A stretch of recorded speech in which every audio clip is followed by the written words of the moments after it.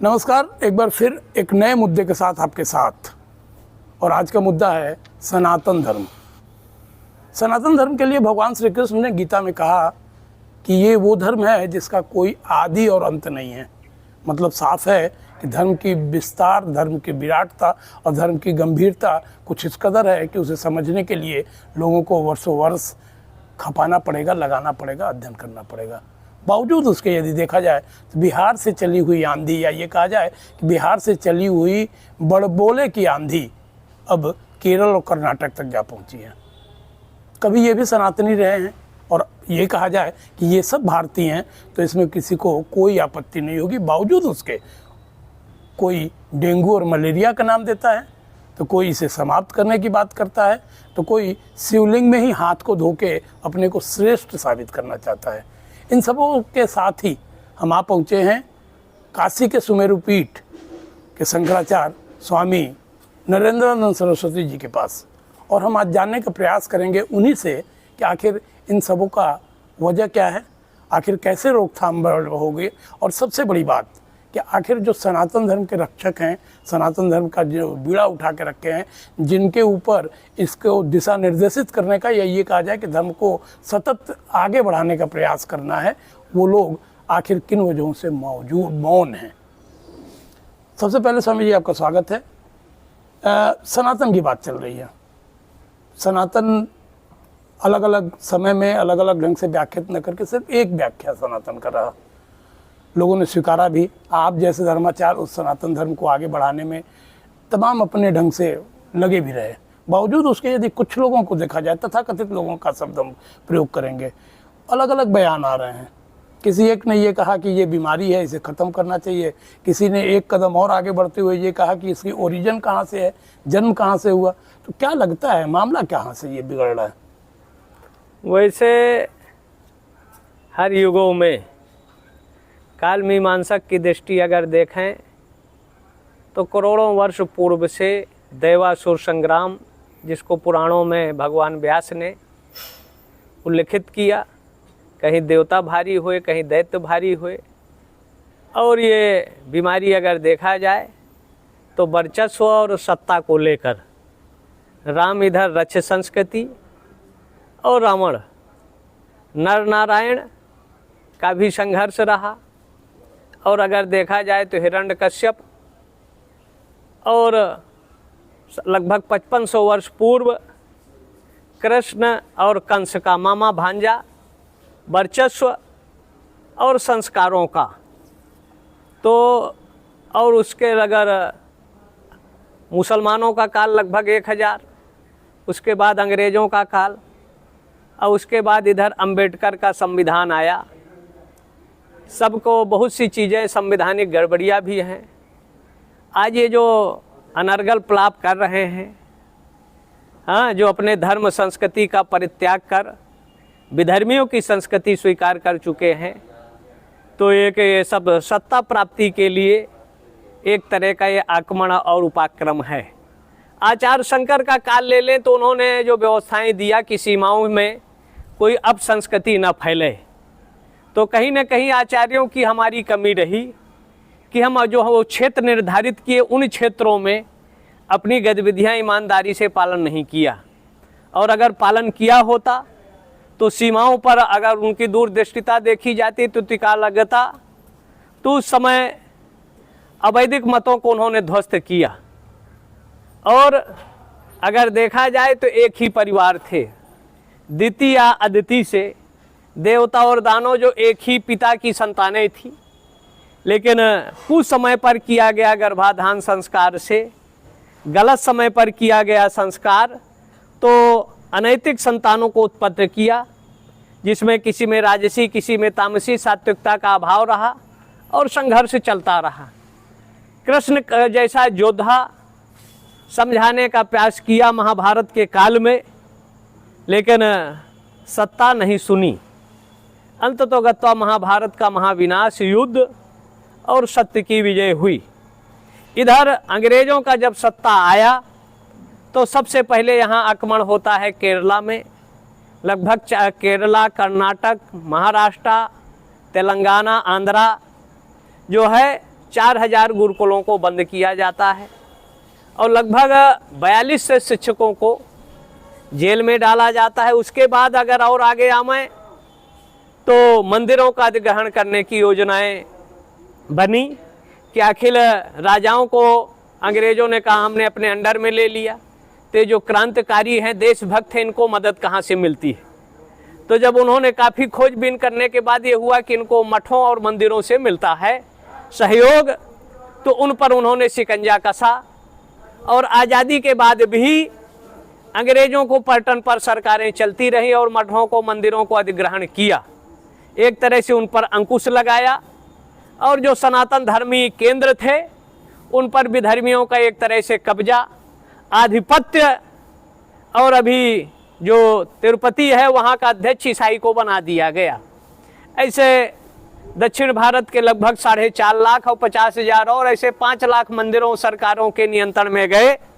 अगर उसके माध्यम से गुरुकुल प्रणाली सक्रिय होती, धर्माचार लोग सक्रिय होते और हिंदुत्व का, सनातन का कट्टर, लेकिन जब पहला यहाँ चर्च बना आज़ादी के बाद तो बम्बई में तो जनरल करियप्पा ने विरोध किया और गांधी ने उस चर्च का अनुमोदन और समर्थन किया और परिणाम उसी का ये पूरे देश के सामने है कि इसकी चर्च की ज़रूरत नहीं है, इनके यहाँ ज़रूरत नहीं, कहें तो भारतीय चर्च रहेगा। और उसी का धीरे धीरे जो उस समय अंग्रेज अधिकारी थे कि भाई ये लोग भले भारतीय रहेंगे लेकिन अंग्रेजी और कॉन्वेंटों की शिक्षा पद्धति, जिससे हमारे ही बेटे परिवार के बच्चे जो हैं सनातनी और एक तरह से विधर्मियों के द्वारा यहाँ के गरीबी, अशिक्षा और कुछ सरकारी योजनाएं उन क्षेत्रों पर नहीं पहुँच पाई जहाँ ईमानदारी के साथ पहुँचना चाहिए। 7 समुद्र पार से आकर ये मिशनियों के लोग धर्मांतरण किया और सरकारी उनको योगदान रहा। जो विदेश विभाग था FCRA के माध्यम से खुली छूट थी और वो पैसा यहाँ सेवा, चिकित्सा के नाम पर खुलेआम धर्मांतरण हुआ। इलाहाबाद 5-7 साल पहले की घटना है। अभिषेक नाम का लड़का था, उसने धर्मांतरण से मना किया, उसकी पिटाई हुई, हाथ पैर तोड़े गए और अंततोगत्वा उसका हत्या कर दिया गया। ऐसे कई घटनाएं हुई। तो आज भारत का लगभग 25% ब्यूरोक्रेट जो अधिकारी है, 25-30% नेता हैं, ये सनातन धर्म का परित्याग कर चुके हैं और विधर्मियों को धर्म स्वीकार किया है, जिसका परिणाम कि सनातन पर प्रहार कर रहे हैं।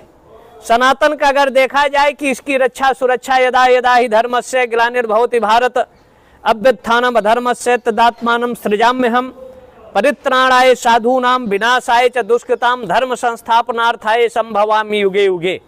हर युगों में परमात्मा आया या किसी विभूति को भेजकर इसकी सुरक्षा और संरक्षा किया। हमारा जो दर्शन था, चिंतन था कि हम अजय हैं, कहीं विनाश नहीं होंगे, लेकिन जो आज परिस्थिति है विश्व में, लगभग 3000 पूर्व अगर हम जाएं तो विश्व में सनातन धर्मावलंबी ही थे। जो भारत से हिस्सा कटा वो दूसरे धर्म को स्वीकार किया। आज 204 देश हैं, वो सब भारत के कभी प्रदेश हुआ करते थे, टुकड़े होते थे और धीरे धीरे भारत से कटते गए।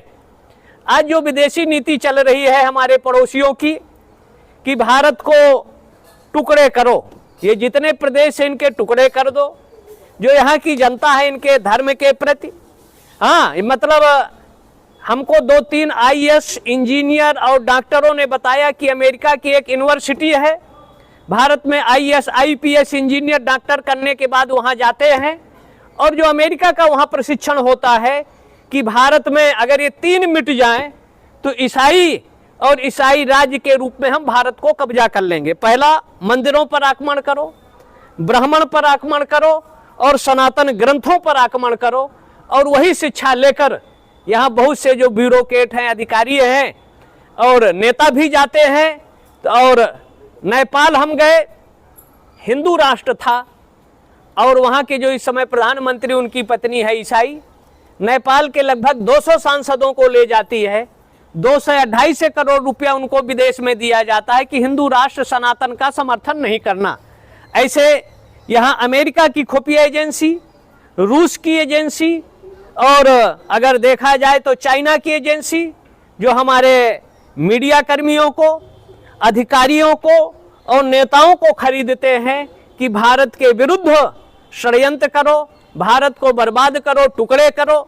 और उसी का एक ये हिस्सा है कि जैसे बिहार के शिक्षा मंत्री यहाँ स्वामी प्रसाद और उदय स्टालिन कि सनातन को मच्छर बता रहे हैं। अगर उनकी डीएमके करुणानिधि का ले तो उसके पहले इन्होंने ब्राह्मण, जनेऊ और शिखा पर आक्रमण किया, दलित और सवर्ण की राजनीति करके सत्ता में रहे और दो दल वहां केंद्रित रहे। अगर देखा जाए तो जयललिता और ये, और उसी सत्ता की प्राप्ति का ये एक जो आज की भाषा में कहें टोल किट का हिस्सा है कि सत्ता कैसे प्राप्त करो और इनका अपमान करो।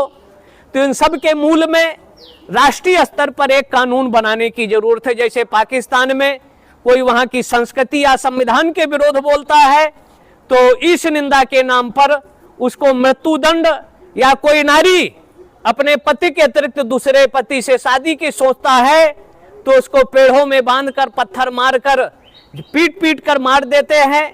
तो कुछ कानूनों की भी जरूरत है जिससे चरित्र निर्माण हो। हाँ, यहाँ राम की हम पूजा करते हैं चरित्र के बल पर। यहाँ राजाओं में कई शादियों का प्रचलन था, लेकिन भगवान राम अगर देखा जाए तो एक पत्नी व्रत का संदेश दिया, चरित्र निर्माण का संदेश दिया, मैसेज दिया कि नारियां पतिव्रता होती हैं। लेकिन पहला पुरुष थे राम कि एक पत्नी व्रत का संदेश दिया कि जिससे समाज में चरित्र बल, नैतिक बल सबसे बड़ा बल होता है। और जो उन्होंने जीवन में त्याग किया कि राजा को क्या होना चाहिए, और उसको लिपिबद्ध रामचरितमानस के माध्यम से तुलसी ने किया। तुलसी का दर्शन, एक राजा और प्रजा। महाराज जी, इन सबों के बीच यदि बात किया जाए, इन सबों के बीच ये प्रश्न बनता है कि आप जैसे धर्माचार, आप जैसे पद प्रवर्तक जो कि सनातन धर्म को हमेशा दिशा देने का काम करते हैं, पालन पोषण का काम करते हैं, आखिर किन वजहों से, किन मजबूरियों में आप लोग इस ढंग की कोई डिमांड नहीं कर पा रहे हैं, इस ढंग का कोई मांग सरकार के सामने नहीं रख पा रहे? जैसा कि अपने उदाहरण दिया पाकिस्तान या दूसरे देशों में इस निंदा की मनाही है, इस निंदा पे राजकीय दंड आपको मंजूर करना होगा, आपको दिया जाएगा। लेकिन क्या भारत सनातन धर्म का आदर्श यहाँ पे रहा है? ढेर सारे, जैसा आपने भी कहा, भगवान राम से लगाए तमाम लोग ऐसे रहे हैं।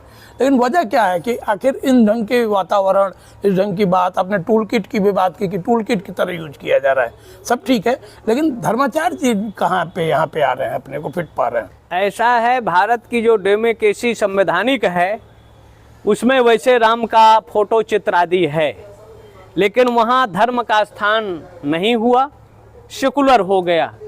और विश्व में कोई ऐसा देश नहीं है जो धर्म से सम्मित ना हो। हाँ, अमेरिका में कोई बात होगी तो पोप उसका निर्देश करेगा, सरकार मानेगी।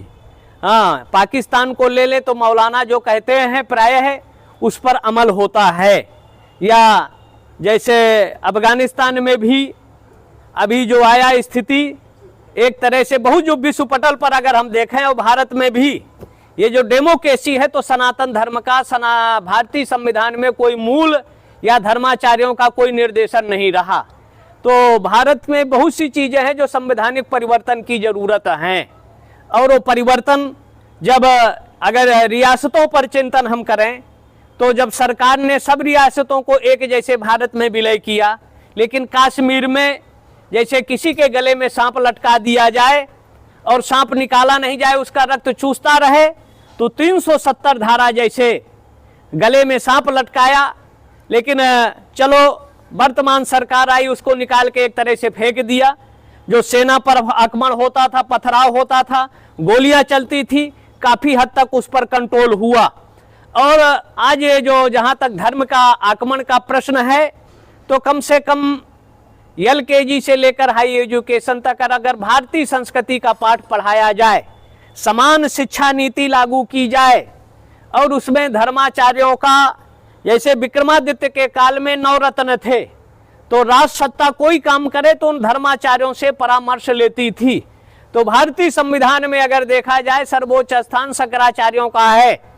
लेकिन भारत में अगर पोप आएंगे तो भी VIP ट्रीटमेंट दिया जाएगा लेकिन शंकराचार्यों की बात को सरकारें नहीं सुनती। अब कुछ आपसी मतभेद और द्वंद्व, क्योंकि आचार्य शंकर का सिद्धांत अद्वैत था और प्राय हमारे शंकराचार्य द्वैत में रहते हैं। आपसी द्वंद्वों में एक रूपता न रहने से दूसरे धर्म को बल और शक्ति मिलती है। एक प्रकरण आया हमारे द्वारिका पीठ के पूर्व शंकराचार्य जो ब्रह्मलीन हो गए, हैदराबाद में जाते हैं और पोप उनके सर में हाथ रख के आशीर्वाद देते हैं। इससे बड़ी विडंबना क्या होगी? उनको आशीर्वाद देना चाहिए और चंगाई सभा में कि हमारी बीमारी जो अद्वैत और अपनी उपासना आराधना से स्वस्थ होने का, ऐसे बहुत सी स्थितियां आती है कि कहीं ना कहीं हम अपने नैतिक दायित्वों कर्तव्यों से विमुख हुए और विधर्मियों को बल मिला। तो कहीं ना कहीं जो परिस्थितियां धर्माचार्यों की हैं, आज की परिस्थिति में सरकार से एक तो प्रतिनिधिमंडल मिलना चाहिए। पूर्व में यूपी में साइकिल वालों की सरकार थी और एक मंत्री मिले कि हमारे 2 महीना 3 महीना में मौलाना मिलते हैं, अपनी समस्या रखते हैं, आपका साधुओं का कोई प्रतिनिधिमंडल मिलता नहीं, अपनी बात नहीं रखता। ये वो मंत्री का कथन था। तो एक साधुओं का अगर देखा जाए तो यहाँ पहले भारत साधु समाज बना, उसके बाद अखिल भारतीय संत समिति का गठन हुआ, अखाड़ा परिषद हुआ कि सनातनियों की जो समस्याएं हैं सरकार से बीच में जो प्रवक्ता होते हैं 3 महीना 6 महीना में संवाद कर और धर्म संस्कृति के रक्षा सुरक्षा के लिए उस पर अमल करें सरकारें। लेकिन संगठन बनकर रह जाते हैं, 2-4 साल सक्रिय हुए, लेकिन जिस ईमानदारी के साथ काम होना चाहिए वो नहीं हुआ। आज भी जो परिस्थितियां हैं, एक धर्माचार अगर बोलता है तो दूसरा उसके विरुद्ध बोलता है, तीसरा उसके। तो आज की यह जरूरत है कि जितने सनातन धर्मावलंबी हैं, खट दर्शन के या 13 अखाड़ों के पीठों के आचार्य लोग, महंत लोग, आज की परिस्थिति को देखते हुए सबको एकबद्ध होना चाहिए। और जब एकबद्ध होकर आवाज करेंगे तो सरकार की हिम्मत नहीं। आज तक जो लगभग 14 के पहले सरकारें आती थी, 80%, 70% बहुसंख्यक समाज की उपेक्षा करती रही, 15%, 10% की तुष्टीकरण करती रही। तो सरकारों को कम से कम सनातन धर्मावलंबी अगर एक साथ संगठित होंगे, सरकारें विवश होंगी, मजबूर होंगी सनातनियों की बात सुनने के लिए। लेकिन जो डिवाइड एंड रूल, फूट डालो राज करो, ये प्रायः नेताओं का ईटिंग मीटिंग और चीटिंग होता रहा कि मीटिंग करो, बड़ी बड़ी घोषणाएं करो और सनातनियों को ठगते रहो। तो आज की जो आवश्यकता है वर्तमान में, धर्माचार्यों को एक होना होगा और एक साथ सरकार को निर्देश देना होगा। सरकार अगर अमल नहीं करती तो उनको बाध्य करें और इसके लिए राष्ट्रीय स्तर से कानून बने और जो गलत करे किसी भी धर्म संस्कृति का हो उसके साथ सख्ती से निपटा जाए।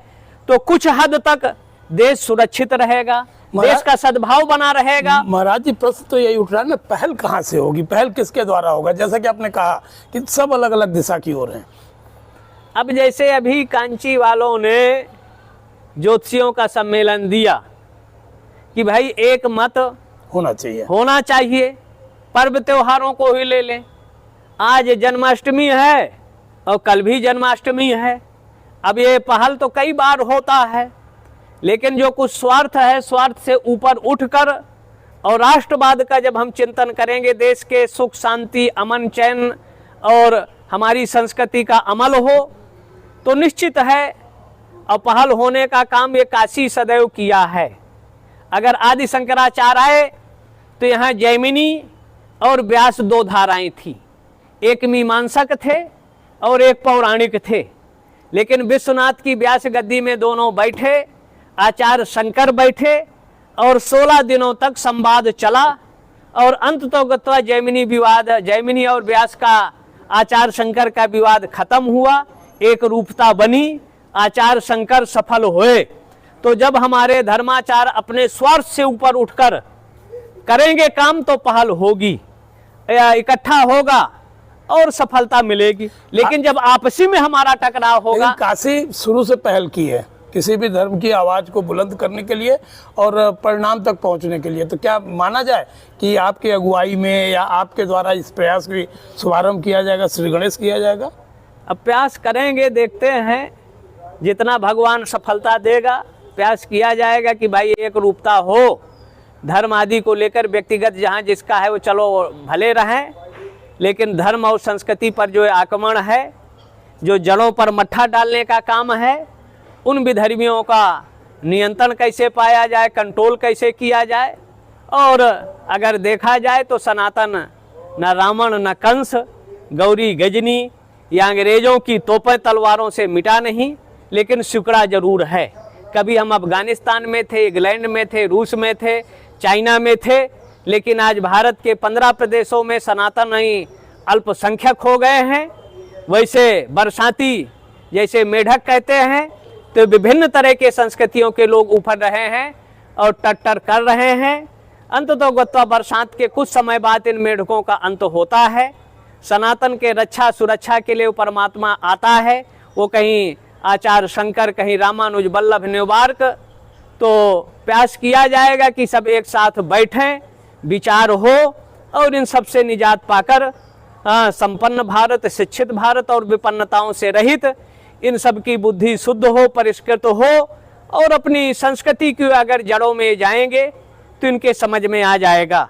अगर भारतीय संस्कृति 15-25 साल के लिए एक नई पाठ शिक्षा प्रणाली लागू किया जाए और उसमें तो निश्चित है जो नया जनरेशन आएगा, सही शिक्षा होगी तो उनके अंदर से नफरत घृणा का वातावरण समाप्त होगा। तो राष्ट्रवाद जब होगा, देशभक्ति का उसमें शिक्षा होगी, तो निश्चित है जो ये विश्वमन करने वाली शक्तियां हैं वो अपने आप समाप्त होंगी। अब विश्वमन करने वालों का मुंह कुचला जाएगा, देश समृद्ध हो, अपने लक्ष्य को प्राप्त हो। और काशी ने उस समय आचार्य शंकर और जैमिनी और व्यास मंडन जैसे लोगों का विचार हुआ, तो प्रयास किया जाएगा कि ये सबसे ऊपर उठें, विवादों और भ्रमों से ऊपर उठकर धर्म और संस्कृति के लिए अगर आज नहीं एक हुए तो फिर भगवान ही मालिक है और भारत के अतिरिक्त इनको समुद्र में डूबने की कोई जगह नहीं मिलेगी। और उसके लिए आपके चैनल के माध्यम से हम आह्वान करेंगे कि साधु संत एक रूपता के साथ एक मंच में आए और विचार कर सरकारों पर भी दबाव डालें कि इनके लिए ऐसे कानून बने जिससे इनको जेल में रहें, अनर्गल प्रलाप ना करें, जिससे शांति अमन बना रहे। तो ये थे स्वामी नरेंद्रानंद सरस्वती जी। आप कांची सुमेरु पीठ के, काशी के सुमेरु पीठ के शंकराचार्य हैं। आपकी बातों पे यदि गौर किया जाए तो 2-3 बातें बड़ी साफ सी बात है। देश का जो विकास होता है, देश की जो संचालन होती है, उसमें धर्म का अहम रोल होता है। लिहाजा अपने देश में, या ये कहा जाए कि भारतवर्ष में भी एक धर्म के नाम पे संस्था को मजबूत की जानी चाहिए। कुछ ऐसे गाइडलाइन होने चाहिए, कुछ ऐसी नियमें बननी चाहिए जो धर्म के प्रति और भी दृढ़ता दे, और साथ ही साथ धर्म के विपरीत चलने वाले लोग, या यूँ कहा जाए कि इस ढंग के अनर्गल बातें करने वालों के खिलाफ न केवल कार्रवाई की जाए बल्कि उन्हें एक कटघरे में भी खड़ा करने की योजना है। साथ ही साथ इन्होंने साफ साफ ये भी कहा कि निश्चित तौर पे युवाओं को भी धर्म से जोड़ना पड़ेगा, युवाओं को भी उनके पाठ्यक्रम में धर्म से जुड़ी हुई सामग्रियां देनी पड़ेगी ताकि वो अपने धर्म को पहचान सकें, धर्म की गंभीरता को गंभीरता से पढ़ सकें। और यही नहीं, जब आने वाले समय में जब वो युवा होने के बाद जब वो अपने घर गृहस्थी में पहुँचे तो वो धर्म के प्रति पूरी तरीके से सदाचार का पालन करें। साफ साफ बात है कि धर्म पे रोज हो रहे आक्षेप से न केवल साधु समाज, न केवल संत समाज, बल्कि शंकराचार्य जी लोग भी काफ़ी नाखुश हैं। इनका साफ से कहना है कि काशी शुरू से इन चीज़ों पे पहल की है और हमारे द्वारा फिर से एक बार पहल किया जाएगा इस बात को लेकर कि एकता के साथ, एकमत के साथ हम फिर से नए सनातन की नहीं बल्कि मजबूत सनातन की स्थापना करें, उस सनातन की जिसका न कोई अंत है न कोई प्रारंभ है। तो समझा जा सकता है कि इन सनातन के ऊपर, या ये कहा जाए कि सनातन को जैसे भी जो भी निरूपित करे, लेकिन उसमें कोई सत्यता नहीं है। ये क्षणिक सुविधा के लिए, क्षणिक लाभ के लिए दिया हुआ बयान है और निश्चित तौर पे ये कालनेमी टाइप के लोग हैं जो समय के साथ ही साथ खुद ब खुद खत्म हो जाया करेंगे। तो ये थे आज स्वामी नरेंद्रानंद सरस्वती जी। फिर मिलेंगे किसी अलग शख्सियत के साथ, एक अलग मुद्दे के साथ। तब तक बने रहिए हमारे साथ। नमस्कार।